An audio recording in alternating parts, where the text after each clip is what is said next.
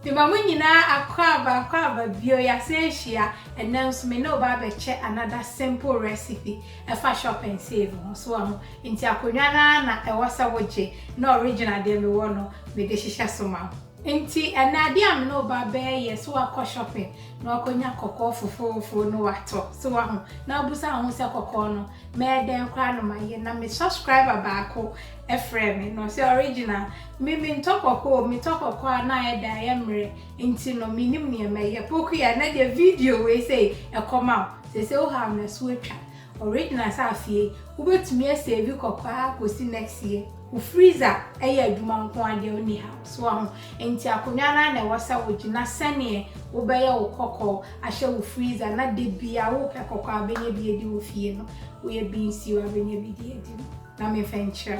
enti ena me kokko me ba be yisu ni so na me de go fridge me say abaya you can relate to the mayor say bia wato kokko dodo na go fridge na edru bra ne mre no wo pa e wasa wo hwe sane wo pa na efise nyame bo kokko no wonya yi ne ho pa embre bio stage bi odru ye ne kwa no bepem so enti bomodi ansa obehwe ne mre ne sane wo pa media ye sane me ye bi nsiwa e bia mechi bi aka ananso se kelewele so ti me be chiro sane wo be freeze no a e be chama wa de bia pe kokko throughout the year ubenya enti me say dia me time say in season a me tododo na ma freeze enti nye de bia na me be kokko ho ade a me twitwa na ma be chi there bi wo ye show so it's original say o ka say simple na ye simple ti twi akonwa ne be me ye fa so enti ade ba akonso ampesa me no cha ne so be kokko ho adwuma na abode a me ta wo horo ho minim sa wo ye ne sa ubetumi a wo ho na tese ho fini nya so anu ayenti no me di kan e den ayi hu ni nyina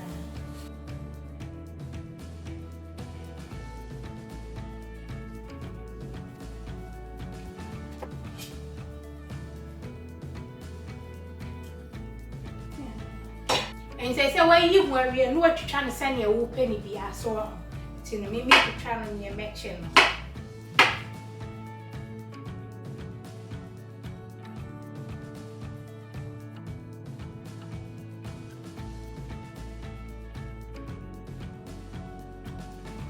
na just said dia o pesa o dia kelewele nso no so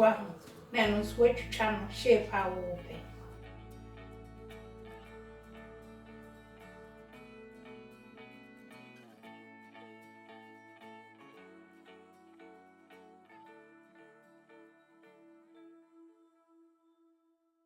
and say dia mine is my fat me baking tray so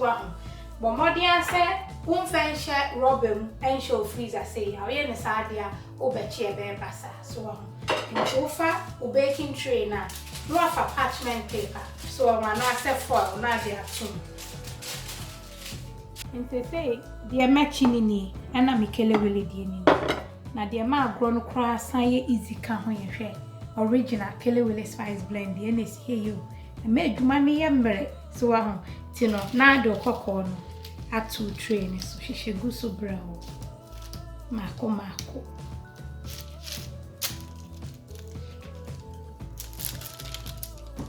ti hwese enki kantare so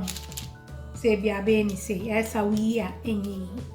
because I was watching from frozen you know bomadi aso be ni say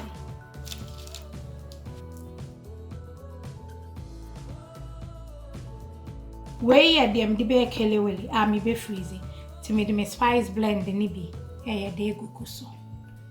eno nso me de nioma ewo mu nyina beguso ama kama so na wani je ho a ukoyi bia benye bia na nso say your website so a ono nso onsa beke bi ti me de ni nyina beguso ama tuwe de brebie ni mu kwentia bibia wo makakadro je ni nyina ye already na so person mumu ka se montina ho nche unhu sa na munya kwan ya monneoma ntem na munya kwan spend time with the family already am kwan na di we be brewo into a place we dan temwe na yenko ye nim unhu sa medama senso ti mikelewele dia ni nsuni so na afi eno so spread ye gu u train so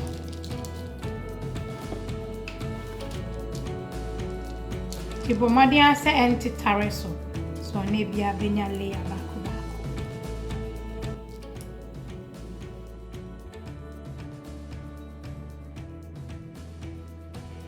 Abusuafo ti say na ayo so ahu ti bomadi ase won keka mbo so na afi wo do parchment paper no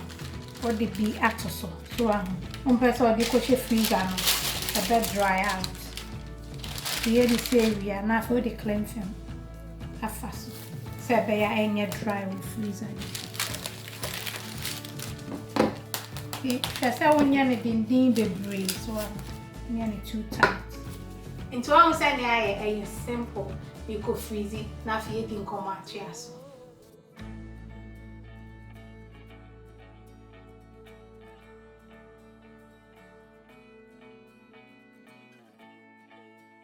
Ti abusiafo say ne yakoko ya ye so ahu aye den so ahu afi no ape freezer bags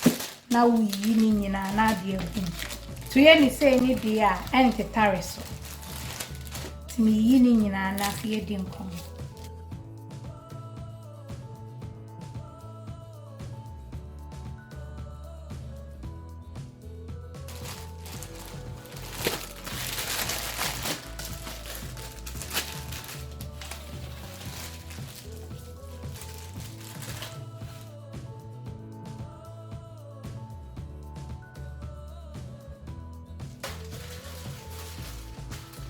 And so ya no you from manu wo so na why see well tani aye well you to ya ni say ni dia ku freeze ya e be hye wa kosida wankasa wo be ready so be do be enti me the way ko hye freezer sisi a no ma be so anwa na ma chi bi a kiro ye to aso enti say me the mango esi so and na me frozen plantains ni so no ni wa ho ti now dia tun enti me ma anwa ne enno she esa na ehun no a brown ni nemu ni mene so anti bomodi asa obechi from frozen wo di frozen ne pebe basa nti na me ye bi a kire won ti me ma a chi brown no ahwe me de dia aka ne kwhye ho no.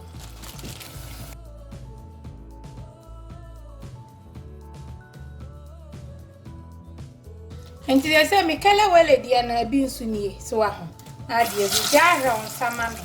enti anu so chi from frozen sa